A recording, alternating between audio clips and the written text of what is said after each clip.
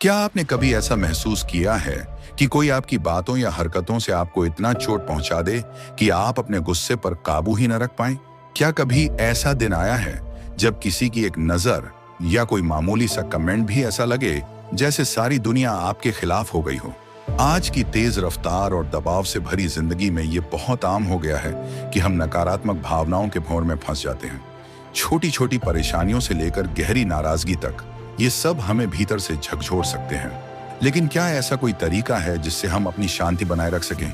क्या हम इस काबिल बन सकते हैं कि कोई हमारी भावनाओं को हिला ना सके? क्या हम एक शांत, सुकून भरी जिंदगी जी सकते हैं जो दूसरों की बातों या हरकतों के असर से आजाद हो? स्टोइसिज्म, एक प्राचीन लेकिन बेहद ताकतवर दर्शन, इन सवालों का गहरा और स्थायी जवाब देता है। फिलोसोफर्स जैसे मार्कस ऑरेलियस, एपिक्टेटस और सेनेका ने बेहद कठिन समय झेले, फिर भी उन्होंने इस दर्शन की मदद से अपनी आंतरिक शांति बनाए रखी। आज हम 7 ऐसे व्यावहारिक तरीकों पर चर्चा करेंगे जो न सिर्फ आपकी भावनाओं को नियंत्रित करने में मदद करेंगे, बल्कि आपको अपनी आत्मा पर पूरी पकड़ बनाने का भी रास्ता दिखाएंगे।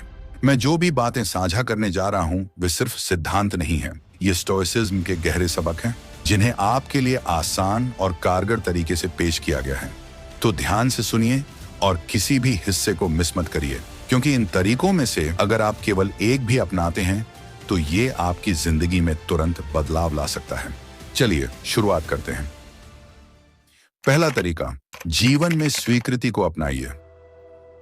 स्टोइसिज्म का एक मुख्य सिद्धांत जो आपको आंतरिक शांति की ओर ले जाता है, वह है हर परिस्थिति को पूरे दिल से स्वीकार करना। इसका मतलब यह नहीं है कि हमें हर स्थिति को पसंद करना या उससे सहमत होना है, बल्कि हमें बिना विरोध के उन स्थितियों का सामना करना सीखना होगा। मार्कस ऑरेलियस ने अपनी किताब मेडिटेशन में लिखा है, उस चीज को स्वीकार करो जिससे किस्मत ने तुम्हें जोड़ा है, और उन लोगों को प्यार करो जिनसे किस्मत तुम्हें मिलवाती है, लेकिन यह सब पूरे दिल से करो। यह स्वीकृति गुस्से और हताशा के दुष्चक्र से बाहर निकलने की बुनियाद है। सोचिए, आप एक साधारण सा काम कर रहे हैं, जैसे बर्तन धोना। अगर आप इसे मन मारकर करते हैं तो हर बर्तन धोना एक आंतरिक लड़ाई जैसा लगेगा, लेकिन अगर आप इसे खुशी और स्वीकृति के साथ करें तो यह काम भी बोझिल नहीं लगेगा। एपिक्टेटस ने अपनी किताब डिस्कोर्सेस में कहा है, घटनाएं वैसी ही होने की इच्छा करो जैसी वे होती हैं, ना कि जैसी तुम चाहते हो, और तुम्हारी जिंदगी अच्छी बीतेगी। यही स्वीकृति का भाव है, जीवन का विरोध करने के बजाय उसके साथ बहना। इस सोच को आप अपनी रोजमर्रा की जिंदगी में भी अपना सकते हैं, चाहे स्थिति कैसी भी हो। मान लीजिए आप ट्रैफिक में फंसे हैं। अगर आप पूरा समय देरी के बारे में सोचकर गुस्से में बर्बाद करेंगे तो आपकी निराशा और बढ़ेगी। लेकिन अगर आप इसे एक मौका माने अपना पसंदीदा पॉडकास्ट सुनने का या दिन भर के बारे में सोचने का, तो तनाव खुद ब खुद गायब हो जाएगा। जब हम परिस्थितियों को स्वेच्छा से स्वीकार करते हैं तो तनाव का हम पर कोई असर नहीं पड़ता। स्वीकृति का एक अहम हिस्सा है अपने जीवन के उद्देश्य को परिभाषित करना। छोटी छोटी चीजों के पीछे भागने के बजाय हमें अपने जीवन के लिए एक बड़ा दृष्टिकोण रखना चाहिए। खुद से पूछें, मेरा उद्देश्य क्या है? मैं किस तरह की जिंदगी बनाना चाहता हूं? व्यक्तिगत इच्छाएं अक्सर हमें अस्थायी उपलब्धियों तक ले जाती हैं, जैसे पैसा कमाना या सामान जुटाना, लेकिन एक व्यापक दृष्टि में आपका पूरा जीवन समाहित होता है। जब आप एक बड़ी सोच के साथ जीते हैं तो हर काम स्वैच्छिक बन जाता है, क्योंकि आपको पता होता है कि अच्छी या बुरी हर स्थिति आपके सफर में योगदान देती है। जीवन के प्रवाह को अपनाकर उसका विरोध न करके आप सच्ची आजादी और शांति पाते हैं। सोचिए, अगर आप किसी काम को मजबूरी में करते हैं, जैसे कोई डेडलाइन पूरी करना, तो वह भारी और उबाऊ लगेगा। लेकिन अगर आप किसी दोस्त की मदद या किसी अच्छे उद्देश्य के लिए स्वेच्छा से काम करते हैं तो वह काम संतोषजनक लगता है, भले ही वह कठिन हो। अंतर आपके नजरिए में है। अगर आप हर काम को इस सोच के साथ करें कि मैंने इसे करने का चुनाव किया है, तो यह आपके लिए स्वर्ग बन जाएगा। लेकिन अगर आप हर काम को इस तरह देखें कि मुझे इसे करना ही पड़ेगा, तो वह नरक बन जाता है। जब कोई व्यक्ति आपको अपमानजनक बात कहे तो आपके पास 2 विकल्प होते हैं। 1, अपनी भावनाओं को उस पर हावी होने दें और गुस्से में प्रतिक्रिया दें। 2, इसे एक मौका माने स्वीकृति का अभ्यास करने का। आप खुद से कह सकते हैं, यह व्यक्ति अपनी प्रकृति के अनुसार काम कर रहा है, लेकिन मैं अपनी शांति भंग नहीं होने दूंगा। जीवन को जैसा है वैसा स्वीकार करने का मतलब यह नहीं है कि आप खुद को या अपनी परिस्थितियों को बेहतर बनाने की कोशिश छोड़ दें, बल्कि यह समझना है कि कुछ चीजें आपके नियंत्रण से बाहर हैं। यह सोच न केवल आपके तनाव को कम करती है, बल्कि आपको उन चीजों पर ध्यान केंद्रित करने की ताकत देती है जिन्हें आप बदल सकते हैं। जैसे अगर आपको काम पर आलोचना मिले तो इसे व्यक्तिगत रूप से लेने के बजाय इसे सीखने और बढ़ने के मौके के रूप में देखें। आपकी प्रतिक्रिया, न कि घटना, आपकी मानसिक शांति तय करती है। स्वीकृति को अपनाना एक सफर है, रातों रात नहीं हो सकता। छोटे छोटे कदमों से शुरुआत करें, अपनी गलतियों को स्वीकार करें, चुनौतियों को सबक मानें, रोजमर्रा की परेशानियों का सामना गरिमा और धैर्य के साथ करें। दूसरा तरीका, दूसरों का आकलन करना बंद करें। क्या आपने कभी सोचा है कि हम इतनी जल्दी किसी से गुस्सा या झुंझलाहट क्यों महसूस करते हैं? क्या ऐसा इसीलिए है क्योंकि हम दूसरों का बार बार आकलन करते हैं? जरा सोचिए, दिन में कितनी बार आपने खुद से कहा, यह इंसान कितना परेशान करने वाला है, या इस पर बिल्कुल भरोसा नहीं किया जा सकता। ये जजमेंट न सिर्फ दूसरों को चोट पहुंचाते हैं, बल्कि सबसे ज्यादा हमारे अपने मन को बोझल कर देते हैं। स्टोइसिज्म सिखाता है कि दूसरों का आकलन करना छोड़ देना नकारात्मक भावनाओं जैसे गुस्सा और हताशा से मुक्त होने का एक ताकतवर तरीका है। हम इंसान स्वाभाविक रूप से दुनिया को अपनी अपनी नजरों से देखते हैं। जब कोई हमारी उम्मीदों के खिलाफ काम करता है तो हम तुरंत उसे लेबल कर देते हैं। जैसे अगर कोई गाड़ी धीमी चला रहा हो तो हमारा पहला विचार हो सकता है, यह कितना बेवकूफ है। लेकिन क्या आपने कभी सोचा कि शायद वह नया ड्राइवर है या गाड़ी में बच्चे होने की वजह से सावधानी बरत रहा हो? बाहरी घटनाएं हमारी भावनाओं को नियंत्रित नहीं करती। हम उनका कैसे अर्थ लगाते हैं, यह हमारी भावनाओं को तय करता है। दूसरों का आकलन करना हमारे ऊपर एक अनावश्यक भावनात्मक बोझ डालता है। जजमेंट सिर्फ एक विचार नहीं है, यह गुस्से की जड़ है। कल्पना कीजिए, आपका कोई सहकर्मी अक्सर ऑफिस देर से आता है। अगर आप सोचते हैं कि वह आलसी या गैर जिम्मेदार है, तो आपकी झुंझलाहट दिन ब दिन बढ़ती जाएगी। लेकिन अगर आप यह मान लें कि शायद वह किसी बीमार परिजन की देखभाल कर रहा है या अपनी निजी चुनौतियों का सामना कर रहा है, तो आपकी नजरिया बदल जाएगा। इसका मतलब यह नहीं है कि आप उनके व्यवहार को सही ठहरा रहे हैं, लेकिन जजमेंट को छोड़कर आप खुद को नकारात्मक भावनाओं से बचा लेते हैं। स्टोइसिज्म हमें समस्याओं को नजरअंदाज करना नहीं सिखाता, बल्कि उन्हें स्पष्ट रूप से देखने का तरीका सिखाता है। मार्कस ऑरेलियस ने लिखा है, तुम्हारे पास यह विकल्प हमेशा होता है कि तुम्हारी कोई राय ना हो। ऐसी चीजों के बारे में खुद को परेशान करने की जरूरत नहीं है जो तुम्हारे नियंत्रण में नहीं है। कोई व्यक्ति पूरी तरह अच्छा या बुरा नहीं होता। लोग अपने हालात और समझ से बने होते हैं। जरा सोचिए, जब आपने खुद अपने जीवन में अपना सबसे अच्छा रूप नहीं दिखाया था, शायद आप थके हुए थे, तनाव में थे, या बस आपका दिन खराब चल रहा था। उसी तरह दूसरों के कार्य शायद उनकी परिस्थितियों का नतीजा होते हैं। सकारात्मक माहौल में सबसे कमजोर व्यक्ति भी दयालुता दिखा सकता है, और दबाव में कोई भी गलती कर सकता है। कल्पना कीजिए, आप एक रेस्तरां में हैं और वेटर गलती से आपकी टेबल पर पानी गिरा देता है। आपका पहला रिएक्शन गुस्सा हो सकता है, यह कितना लापरवाह है। लेकिन अगर आप सोचें, शायद उनका दिन बहुत खराब चल रहा है, तो आप खुद को हल्का महसूस करेंगे। यह है जजमेंट को छोड़ने की ताकत। यह न केवल आपको असुविधा से बचाती है, बल्कि आपके आसपास के लोगों के लिए गहरी सहानुभूति भी लाती है। ध्यान दें, जजमेंट छोड़ने का मतलब गलत कामों को सही ठहराना नहीं है।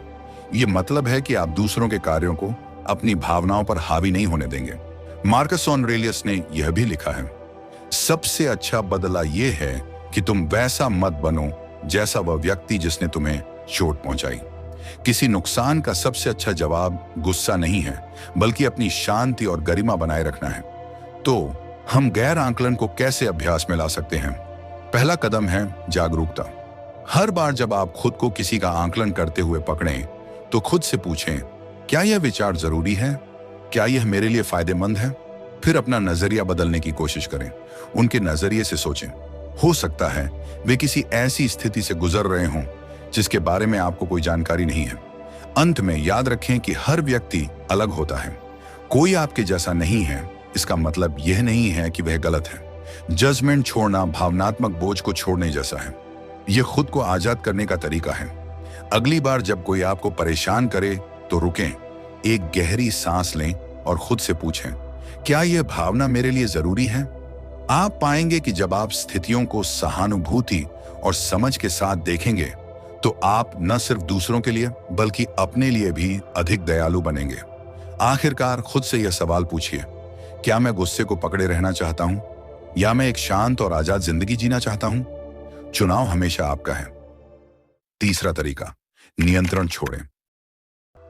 जब आप दूसरों का आकलन करना बंद कर देते हैं तो आप एक गहरी सच्चाई को समझ पाते हैं।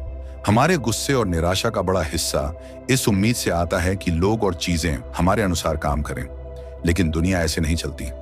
लोग अपनी जटिलताओं और कारणों के साथ कार्य करते हैं जो अक्सर हमारी समझ से परे होते हैं।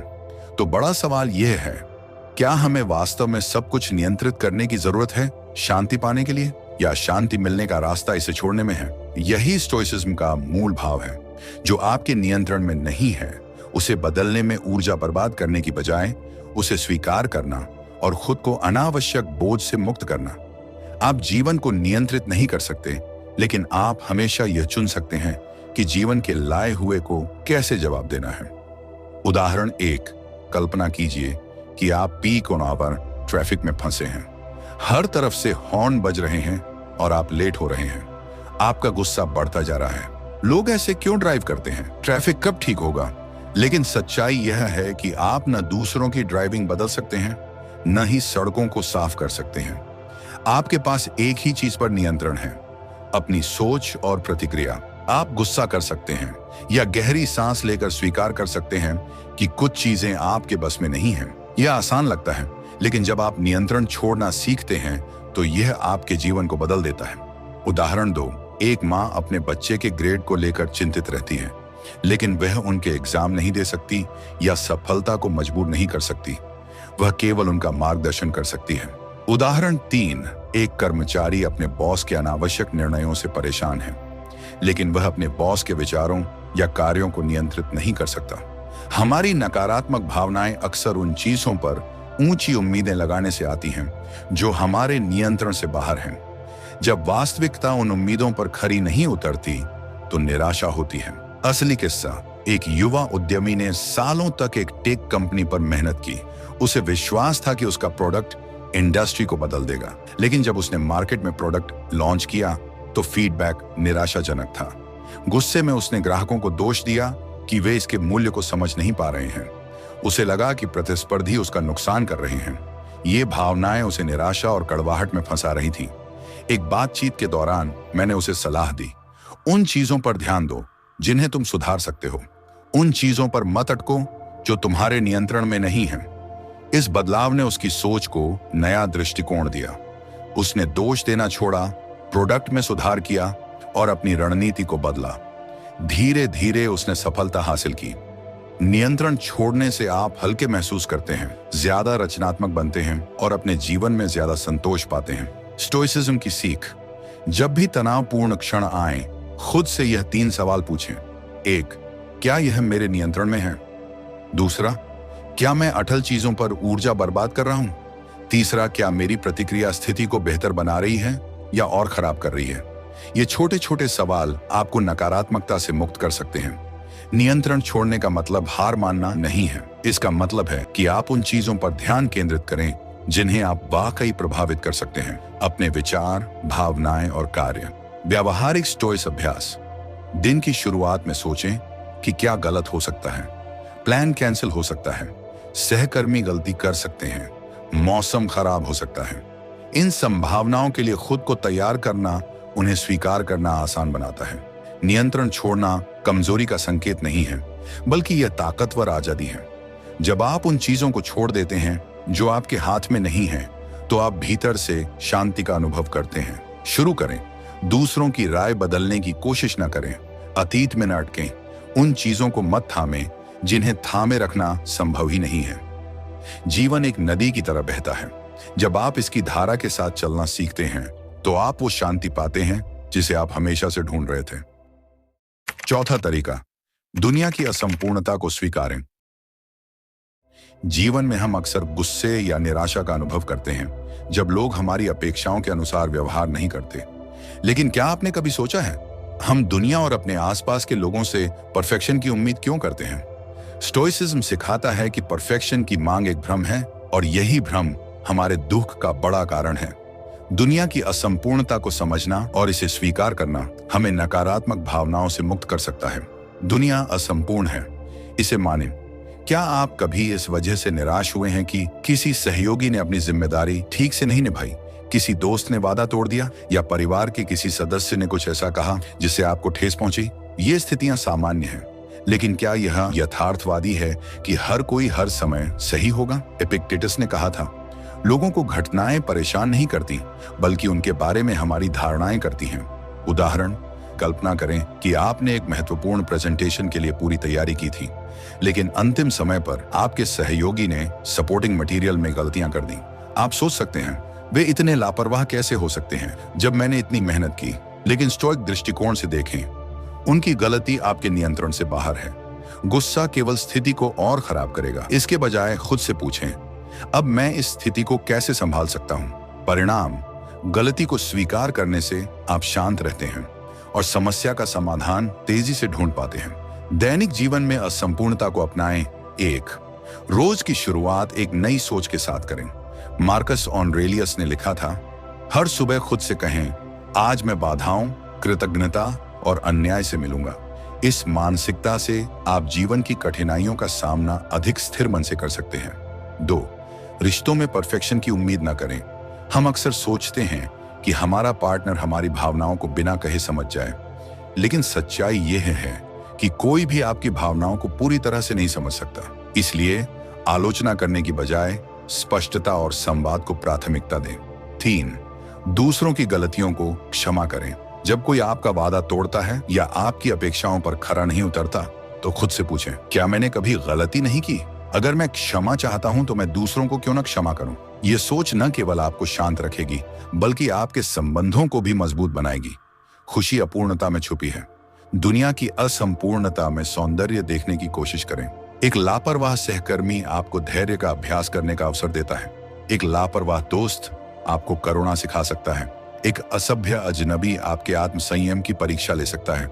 सेनेका ने कहा था, जो बहादुर है वह स्वतंत्र है। दुनिया की असंपूर्णता का सामना करने का साहस केवल करुणा ही नहीं सिखाता, बल्कि आंतरिक स्वतंत्रता का मार्ग भी दिखाता है। जीवन का आनंद लेने के लिए परफेक्ट होना जरूरी नहीं है। जब आप दूसरों या दुनिया से परफेक्शन की उम्मीद करना छोड़ देते हैं, तो आप निराशा के बोझ से मुक्त हो जाते हैं। मार्कस ऑरेलियस के शब्दों में, आपके जीवन की खुशी आपके विचारों की गुणवत्ता पर निर्भर करती है। दुनिया की असंपूर्णता को अपनाना समझौता नहीं है, ये जीने की कला है। 5वां तरीका, अपनी भावनाओं की जिम्मेदारी लें। जब हम दुनिया की असंपूर्णता को स्वीकार करते हैं, तो एक नया द्वार खुलता है। यह द्वार हमारे अंतर्मन की ओर जाता है। दुनिया में अव्यवस्था हो सकती है, लोग आपकी अपेक्षाओं पर खरे नहीं उतर सकते, चीजें शायद ही कभी योजना के अनुसार होती हैं। लेकिन सवाल यह है, क्या इन चीजों का आपको परेशान करना जरूरी है? भावनाओं की जिम्मेदारी किसकी है? स्टोइसिज्म एक गहरी सच्चाई से हमें सामना करवाता है। आपकी भावनाओं के लिए जिम्मेदार कौन है? आप या वे परिस्थितियां जिन्हें आप नियंत्रित नहीं कर सकते? उदाहरण, कल्पना करें, आप सप्ताहांत में एक व्यस्त सुपरमार्केट की लंबी लाइन में खड़े हैं। अचानक कोई व्यक्ति बिना कुछ कहे लाइन में आपके आगे आ जाता है। आपका स्वाभाविक प्रतिक्रिया गुस्सा। लगता है कि आपका अपमान हुआ। मन में सोचते हैं, इनका यह व्यवहार बर्दाश्त कैसे करूं? लेकिन क्या होगा अगर आप रुककर अपने आप से पूछें, क्या इस व्यक्ति की हरकत मेरी शांति के लायक है? मेरी भावनाएं मेरी हैं, तो मैं इन्हें उनके नियंत्रण में क्यों दूं? अगर आप शांत रहना चुनते हैं, तो गुस्सा धीरे धीरे गायब हो जाएगा। वह व्यक्ति शायद अपने व्यवहार के प्रति अनजान ही रहेगा, लेकिन उनके कार्य आपके मूड पर हावी नहीं होंगे। लाइन लंबी हो सकती है, लेकिन आपकी आंतरिक शांति बरकरार रहती है। यही छोटी सी घटना गुस्से का कारण बनने के बजाय बस एक सामान्य पल बन जाती है। अपनी भावनाओं को नियंत्रण में रखें। दैनिक जीवन में हम अक्सर दूसरों को अपनी भावनाओं का नियंत्रण सौंप देते हैं। जब कोई आपकी आलोचना करता है, तो आप आहत महसूस करते हैं। जब कोई आपकी बात को अनदेखा करता है, तो आप नाराज हो जाते हैं। लेकिन सवाल यह है, क्यों किसी और के शब्द या कार्य मेरे मूड को तय करें? मार्कस ऑरेलियस ने कहा था, आपके पास अपने मन पर शक्ति है, बाहरी घटनाओं पर नहीं। इसे समझें और आपको ताकत मिलेगी। भावनाओं पर नियंत्रण कैसे पाएं? पहली पॉज की शक्ति का अभ्यास करें। जब कोई स्थिति आपको परेशान करे तो रुकें और खुद से पूछें, क्या मैं ज्यादा प्रतिक्रिया दे रहा हूं? क्या यह मेरी शांति खोने लायक है? यह क्षणिक विराम ट्रिगर और आपकी प्रतिक्रिया के बीच जगह बनाता है। यह आपको गुस्से की जगह शांति चुनने का मौका देता है। 2. भावनाओं की डायरी लिखें। हर शाम कुछ मिनट निकालें और सोचें, आज मुझे क्या परेशान किया? मैंने कैसे प्रतिक्रिया दी? क्या मैं बेहतर प्रतिक्रिया दे सकता था? समय के साथ ये आदत आपको अपनी भावनाओं के पैटर्न को समझने और उन्हें नियंत्रित करने में मदद करेगी। निष्कर्ष, भावनाओं की जिम्मेदारी लेना एक शांत जीवन की कुंजी है। कोई आपको गुस्सा या दुखी तब तक नहीं कर सकता जब तक आप इसे अनुमति नहीं देते। अगर कोई बाहरी घटना आपको परेशान करती है तो पीड़ा उस घटना से नहीं बल्कि आपकी व्याख्या से उत्पन्न होती है और इसे आप किसी भी समय बदल सकते हैं। याद रखें, आपकी भावनाएं आपकी संपत्ति हैं, उन्हें सुरक्षित रखें। जब आप अपनी शांति की रक्षा करते हैं तो कुछ भी आपकी आत्मा को वास्तव में परेशान नहीं कर सकता। क्या आप इस दृष्टिकोण से सहमत हैं? अगर हाँ, तो कृपया अपने विचार कमेंट्स में साझा करें। हो सकता है आपकी बात से सभी को कुछ नया सीखने का मौका मिले। आइए इस यात्रा को साथ में जारी रखें। अगले अध्याय के लिए तैयार रहें। 6ठा तरीका, निरुत्तरता का अभ्यास करें। जीवन में अप्रत्याशित घटनाएं अक्सर हमें चौंका देती हैं। कोई सहकर्मी बैठक में आपकी खुलेआम आलोचना कर देता है, कोई अजनबी लाइन में आपकी बारी छीन लेता है, या कोई आपको तीखा ताना मार देता है। ये छोटी छोटी घटनाएं जो तुच्छ लग सकती हैं, अक्सर हमारा मूड खराब कर देती हैं, गुस्सा, निराशा और चिढ़ पैदा करती हैं। लेकिन क्या आप इन भावनाओं को रोकने और संयम बनाए रखने का तरीका सीख सकते हैं? उत्तर है हाँ। यह कला है निरुत्तरता का अभ्यास करना। अपने नियंत्रण को पहचाने। एपिक्टेटस ने कहा था, आपके साथ क्या होता है यह मायने नहीं रखता, आप कैसे प्रतिक्रिया देते हैं यह मायने रखता है। गहराई से सोचें, आपकी भावनाएं दूसरों के व्यवहार से नहीं बल्कि आपकी व्याख्या से उत्पन्न होती हैं। उदाहरण, सार्वजनिक आलोचना। कल्पना करें, बैठक के दौरान कोई सहकर्मी आपकी आलोचना करता है। प्रतिक्रिया हो सकता है चिढ़ना, शर्मिंदगी महसूस करना या अपनी प्रतिष्ठा बचाने के लिए तुरंत पलटवार करना। लेकिन रुकें, अपने आप से पूछें, क्या इन शब्दों को मेरी भावनाओं को नियंत्रित करने देना चाहिए? क्या ये वास्तव में मेरी योग्यता को दर्शाते हैं या यह केवल उनके मानसिक स्थिति का प्रतिबिंब है? अगर आप निरुत्तरता का अभ्यास करते हैं, आप शांत रहते हैं, आप विनम्रता से कहते हैं, आपकी प्रतिक्रिया के लिए धन्यवाद, इसे मैं अपनी प्रस्तुति के बाद संबोधित करूंगा। आपके संयमित उत्तर का प्रभाव आप स्थिति पर नियंत्रण रखते हैं। सहकर्मी आपकी शांति और पेशेवरता से हतप्रभ हो जाता है। आप बैठक से आत्मविश्वास और शांति के साथ बाहर निकलते हैं। गुस्से का सबसे बड़ा इलाज है देरी। जब कोई आपको अपमानित करे, तुरंत प्रतिक्रिया देने की बजाय रुकें, गहरी सांस लें, सोचें और फिर जवाब दें। एक उदाहरण, यदि कोई सहकर्मी आलोचनात्मक ईमेल भेजे तो तुरंत जवाब देने के बजाय 1 घंटा या 1 दिन रुकें। यह आपको स्पष्टता के साथ सोचने का मौका देता है और भावुक प्रतिक्रिया के बजाय तार्किक उत्तर देने में मदद करता है। गधे का घूंसा मत लौटाओ। एक पुरानी कहावत है, यदि गधा आपको लात मारे और आप भी उसे लात मारें तो दोनों गधे हो जाते हैं। यह कहावत हमें सिखाती है कि नकारात्मकता का जवाब नकारात्मकता से देने का मतलब है खुद को उसी स्तर पर लाना।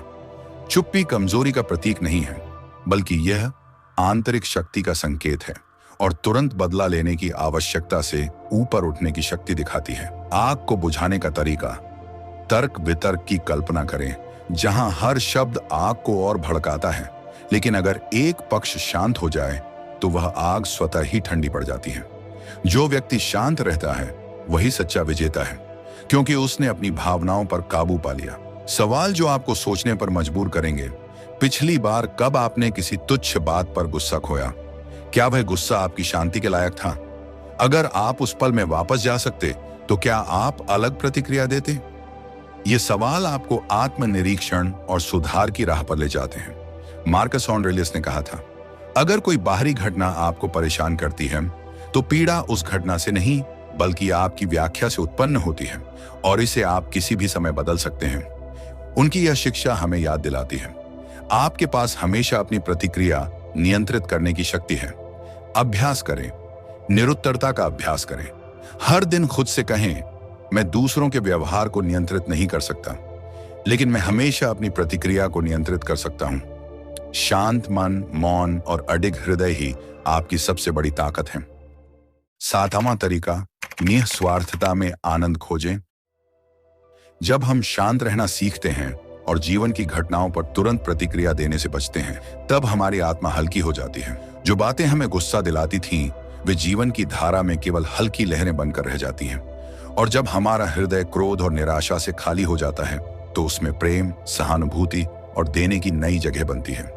इसी बदलाव में हम एक गहरी खुशी पाते हैं। खुशी यह समझने में कि शांति बनाए रखने का सबसे अच्छा तरीका माफ करना है। जीवन का हर दिन एक नया अवसर है। मार्कस ऑरेलियस ने लिखा था, जब आप सुबह उठें तो सोचें कि जीवित होना, सोचने, आनंद लेने और प्रेम करने का क्या सौभाग्य है। उनकी ये बातें हमें जीवन के आशीर्वादों की याद दिलाती हैं। हर सुबह हमें दूसरों से प्रेम करने, उनकी मदद करने और पिछले दिन से भी अधिक खुले दिल से जीने का अवसर देती है। क्षमा को जटिल न समझें।